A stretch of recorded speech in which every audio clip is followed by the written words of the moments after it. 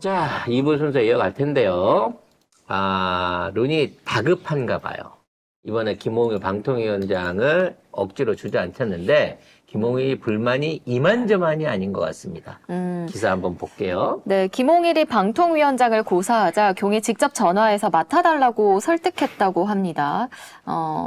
지난 5월에도 한상혁 전 방통위원장 면직 이후 후임 방통위원장으로 김홍일을 유력하게 검토하기도 했었는데 이번 지명 과정에서는 이제 김홍일이 또 고사를 했고 그래서 경위 직접 전화를 걸어서 방통위원장을 맡아주시라며 설득을 했다고 합니다.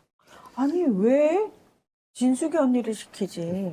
진짜 진숙이 언니만 왔으면 강추! 진짜 이 21만짜리 군소 유튜버가 방통위원장이랑 언론 보도 관련된 진실 공방을 법정에서 할 수 있는 거 우리가 생중계를 할 수 있는 기회가 있었는데 김홍일을 앉혀버린 거죠. 근데 그냥 방통위원으로 간다는 얘기가 있더라고요. 이거 위원으로라도 오라 그래. 어떻게든 꼭 해보게. 빨리 근데 갔으면 좋겠네. 문제는 김홍일이 나름 야심이 큰 사람이라는 겁니다. 선배예요, 윤석열보다. 네. 그렇지. 그리고 뭔가 약간 좀 입지전적인 게 있어. 그러니까 정치적으로 써먹기에 굉장히 좋은 그 어렵고 힘든 환경에서 자수성가인 인물이고 자수성가하고 그 어렵게 그런 보도 자수성가해서 많았어요. 대학 가갖고 유일하게 사법고시 출신으로 했고 평상시에 입도 무겁고 동료들한테 신임이 두텁고 없고 한다는데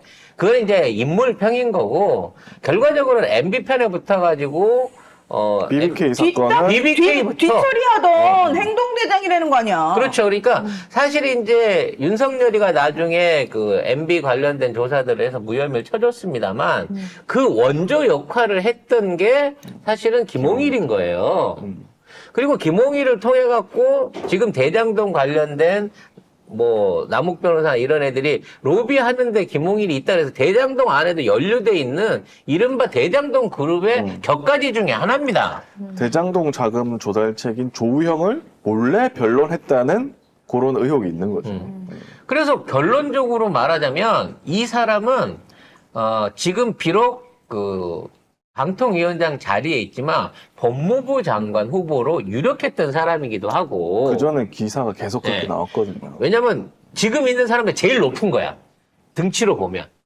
지금 있는 중량감 있는 그치, 급으로 보면. 윤석열 주변에 있는 법조계 인사들 급으로 보면 김홍일이 제일 높은 거라 당연히 법무부 장관으로 갈 거다라고 생각돼 있는 사람을 근데 국민권익위원회 위원장으로 한 몇 개월 전에 들어갔거든요. 근데 그때까지만 하더라도 이제 여기 잠깐 대기하고 계세요. 우리 동훈이 나갈 때 차기 드리겠습니다라는 아마 모종의 약속이 있었을 거예요. 3개월밖에 안 됐는데 근데 지금 있는 상황에서 갑자기 방통위로 가라 그러니까 법무부 장관 이제 아예 갈 수도 없게 되는 거야. 그리고 방통위 간다고 해서 언제 탄핵당할지 모르거든. 네. 물론 김홍일이 왔다고 해서 바로 탄핵시키진 않습니다. 뭐라도 하나 하면 그때 탄핵하겠죠. 뭐를 하든지 탄핵할 짓을 할 겁니다. 그거 하라고 시킨 네. 거니까. 그러니까 결국 김홍일 입장에서는 야 나를 지금 네가 이렇게 쓰고 버린다고? 라고 하면서 나 거기 안 갈래. 그냥 법무부 장관 시켜줘. 아니면 나 이번에 총선에 공천 줘. 라고 지금 김홍일은 뚱에 있는 상태인 거예요.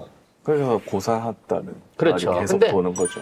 지금 딴 사람을 시키기에는 방송 장악에 대한 욕망이 너무 크고 또 하나 반대로 치면 김홍일을 앉혀놨을 때 정말 입안의 혀처럼 한동훈이처럼 윤석열이나 한동훈이가 원하는 것처럼 주물럭주물럭 검찰 조직을 할 수 있을 만한 바지로서 역할을 해주겠느냐. 껄끄럽다는 거야 아무래도.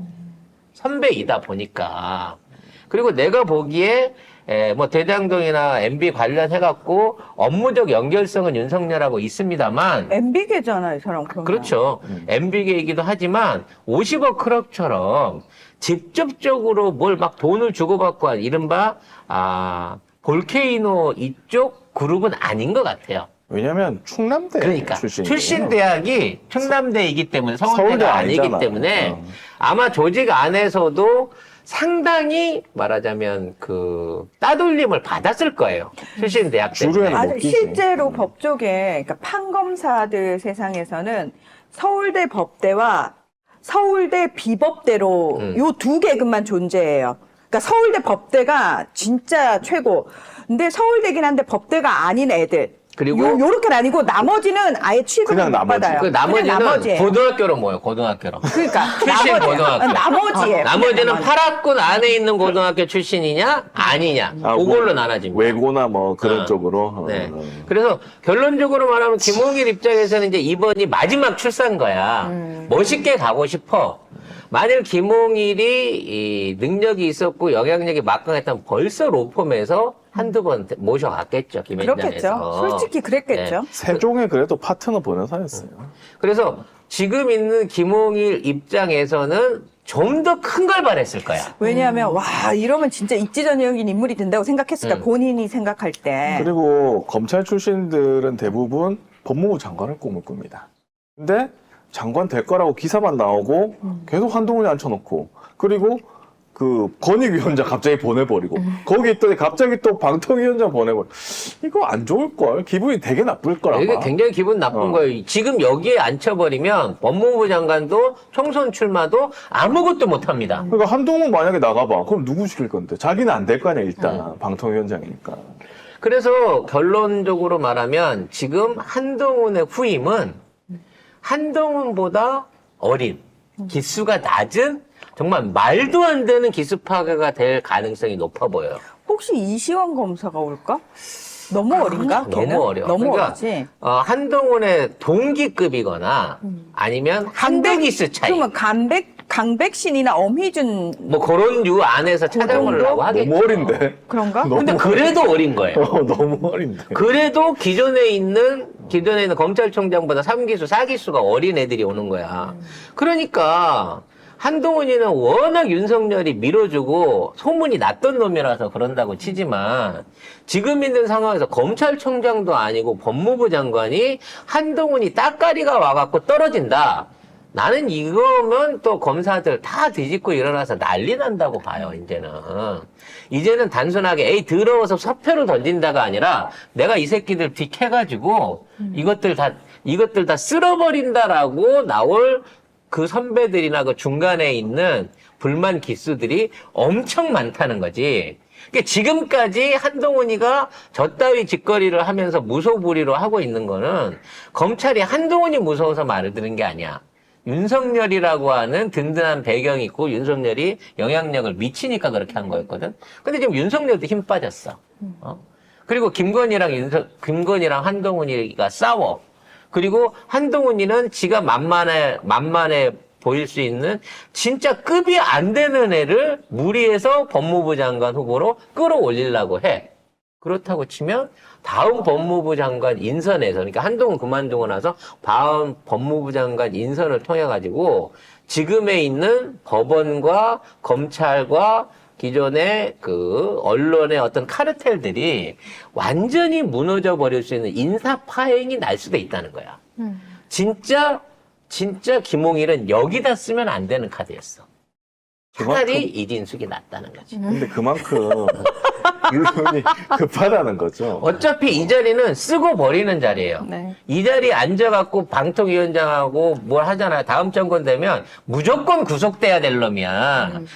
독이 든 성배라고. 근데 이거를 법무부 장관 노리고 있는 진짜 선배. 백없고 힘없는 선배한테 나 네가 먹어라 그러고 억지로 떠먹이고 있는 거예요.